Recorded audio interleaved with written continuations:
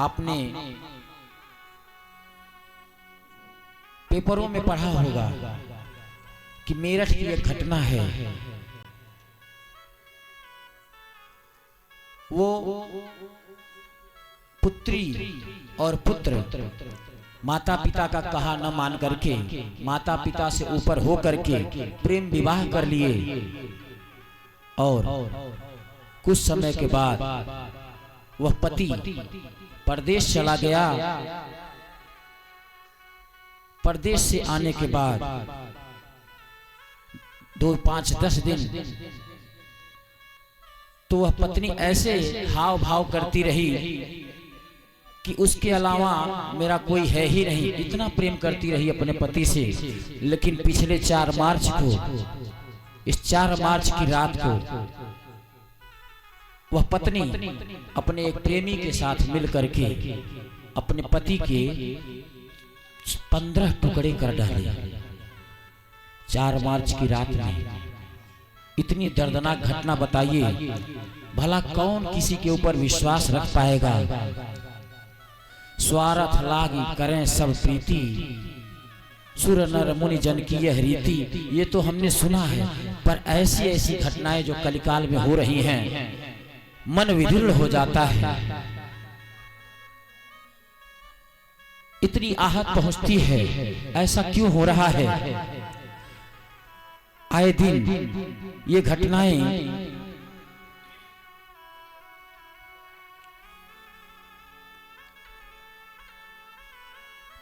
दस दिन अपने पति के साथ रही, अपनी पुत्री का और अपना जन्मदिन भी मनाया बड़े हंसी खुशी के साथ। लेकिन 4 मार्च की रात अपने पति को भोजन में नशीली दवा खिला दी और जब पति सो गया तो अपनी प्रेमिका अपने प्रेमी के साथ मिलकर के धारदार हथियार से उसकी हत्या कर डाली और ड्रम में 15 टुकड़े करके भर दिया और रेती और सीमेंट से उसको भर दिया। ढक्कन बंद करके मनाली हनीमून मनाने चले गए, उत्सव मनाने चले गए। ऐसी माताएं हैं हमारी आज की इस कलयुग की। सोचनी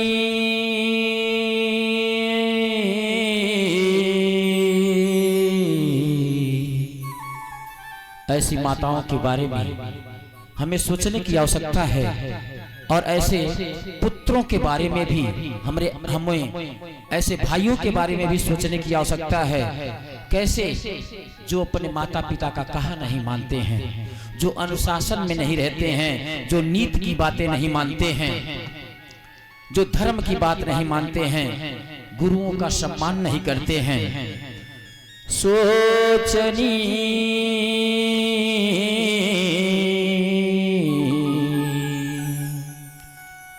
सोचनीय पुनि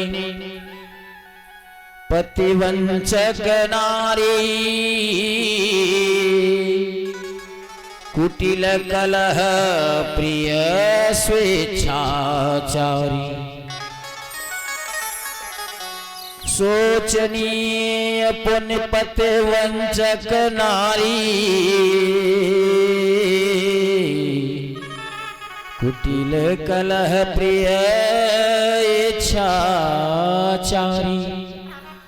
माताएं जब अपने स्वार्थ के लिए जीना प्रारंभ कर देती हैं, उसी समय वह राक्षसी हो जाती हैं। लेकिन जिस दिन माताएं दूसरों के लिए जीना प्रारंभ कर देती हैं, तो वही माताएं देवी के समान हमारी पूजनीय बन जाती हैं, वंदनीय बन जाती हैं।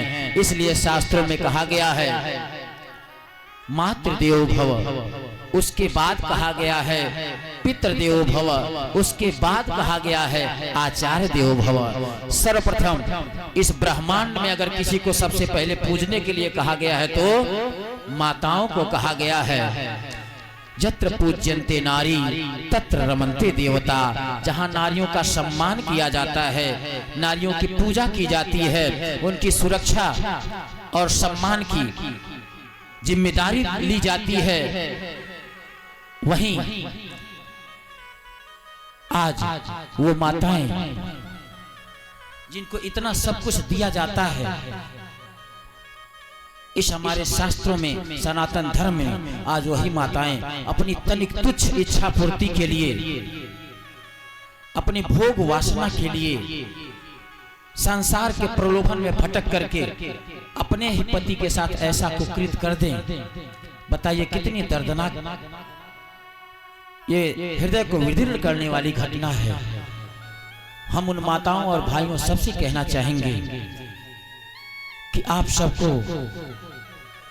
धर्म का आश्रय लेना चाहिए। अगर जीवन खुशहाल बनाना है तो माता पिता के अनुशासन में रहिए। अगर भाई बहन को डांटता है तो इसका मतलब ये नहीं कि वो अपनी बहन से शत्रुता कर रहा है। अरे उसे तेरी फिक्र है, वो तेरी चिंता करता है कि अगर तुझे कहीं कुछ हो गया, तेरे साथ कुछ उल जलूल हरकत हो गई तो तेरा भाई जी नहीं पाएगा, तेरे माता पिता किसी को अपना मुंह नहीं दिखा पाएंगे। इसलिए सब तुम्हें तुम्हारे ऊपर ध्यान रखते हैं और तू समझती है कि हमारी आजादी हमसे छीन ली जा रही है। अरे तुम्हारी आजादी कौन छीनेगा? तुम्हारी आजादी इसी में है कि जैसे माता पिता, अरे माता पिता तुम्हारे शत्रु थोड़ी हैं। सभी हमारे भाइयों को, हमारी बहन बेटियों को अनुशासन में रहना चाहिए। अनुशासन में रह करके ही आपके व्यक्तित्व का निर्माण होता है।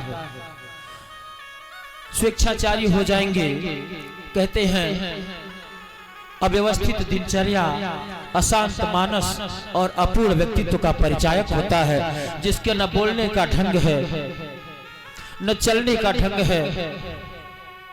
उसका व्यक्तित्व हम कैसे परिभाषित करेंगे? हम माताओं से हाथ जोड़ के कहते हैं, हम भाइयों से हाथ जोड़ के कहते हैं कि अगर अपने जीवन में खुशहाली चाहते हैं तो धर्म को अपने जीवन में स्थान दीजिए, माता पिता का सम्मान करिए, नगर देश जन्मभूमि का नाम रोशन करिए। अपनी तुच्छ कामना पूर्ति के लिए कामा तुराणाम भयम न लज्जा, जो छोटी सी काम पूर्ति के लिए समाज से लज्जा खो बैठते हैं, समाज से भय समाप्त कर देते हैं। बताइए आज उनके साथ जो कुकृत हो रहा है, जो अधर्म हो रहा है, उसका जिम्मेदार कौन है? उसके जिम्मेदार वही लोग हैं जो ऐसा कर्म कर रहे हैं।